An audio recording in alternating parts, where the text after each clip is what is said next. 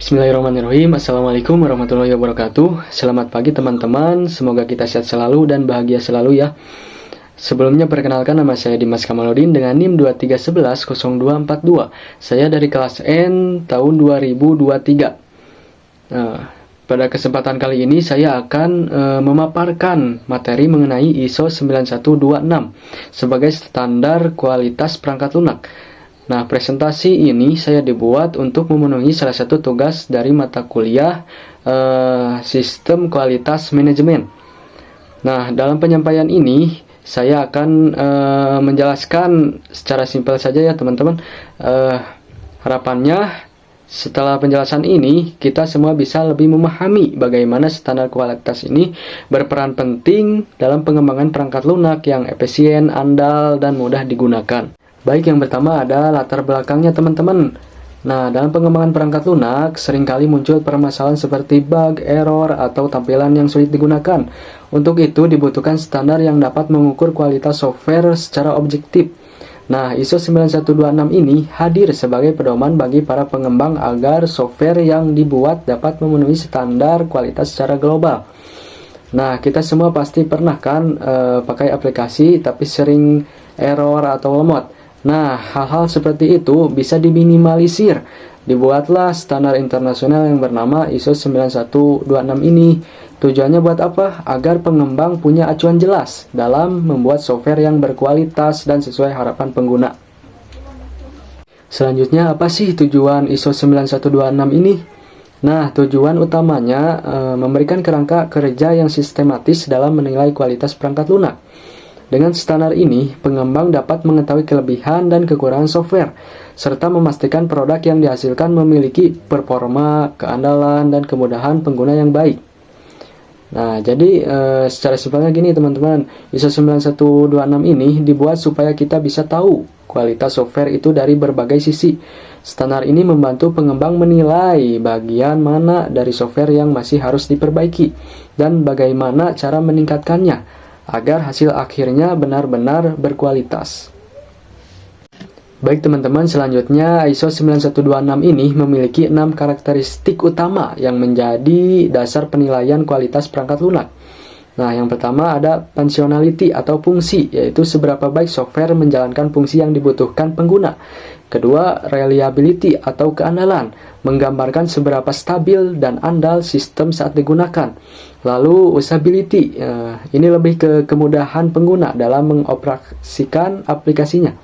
Nah, berikutnya efisiensi, menilai seberapa cepat dan hemat software dalam menggunakan sumber daya seperti memori atau prosesor. Nah, kemudian maintainability atau kemudahan pemeliharaan. Ini berkaitan dengan kemudahan saat melakukan perbaikan atau pengembangan sistem di masa depan. Dan yang terakhir, portability atau portabilitas, yaitu kemampuan software untuk bisa dijalankan di berbagai platform atau sistem operasi tanpa kendala. Nah, jadi keenam aspek ini saling melengkapi untuk menggambarkan kualitas software secara menyeluruh. Selanjutnya, gimana sih contoh penerapan dari ISO 9126 ini? Nah, kita ambil contoh misalnya sistem informasi akademik nih. Nah, di situ semua aspek ISO 9126 bisa dinilai.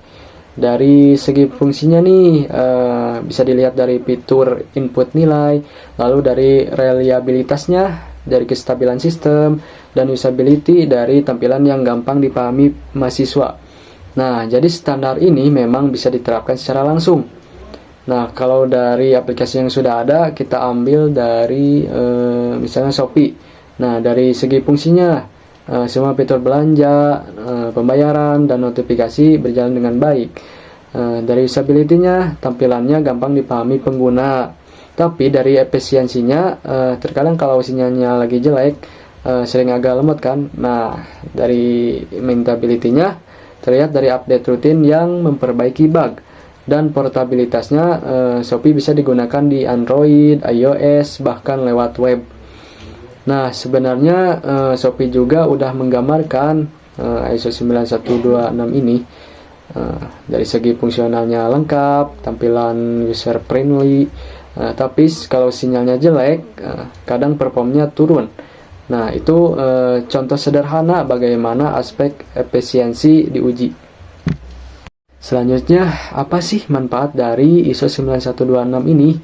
Nah, dengan menerapkan ISO 9126 ini, pengembang dapat memastikan perangkat lunak yang dibuat memiliki kualitas yang baik dengan sesuai kebutuhan pengguna.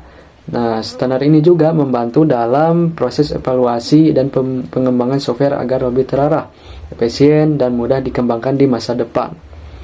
Nah, manfaatnya juga cukup besar ya.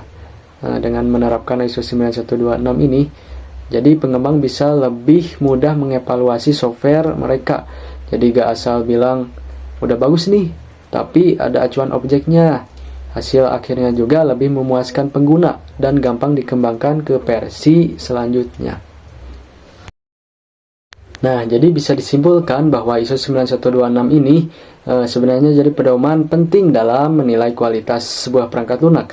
Intinya, standar ini membantu kita memastikan kalau software yang kita buat itu bukan cuman bisa jalan, tapi juga berkualitas dari berbagai sisi, mulai dari fungsinya, keandalannya, sampai seberapa mudah dipakai dan dipeliharanya. Nah, penerapan ISO 9126 ini penting banget, apalagi buat mahasiswa informatika seperti kita ya. Nah, karena bisa jadi acuan saat kita mau menilai atau mengembangkan sistem. Dengan pakai standar ini, hasilnya bisa lebih terukur dan dipercaya, dan bukan sekedar kelihatan bagus. Jadi, bisa dibilang ISO 9126 ini bikin pengembang software jadi lebih profesional dan berkualitas. Mungkin segitu saja yang bisa saya sampaikan. Mohon maaf kalau ada salah kata. Wabillahi taufiq wal hidayah. Wassalamualaikum warahmatullahi wabarakatuh.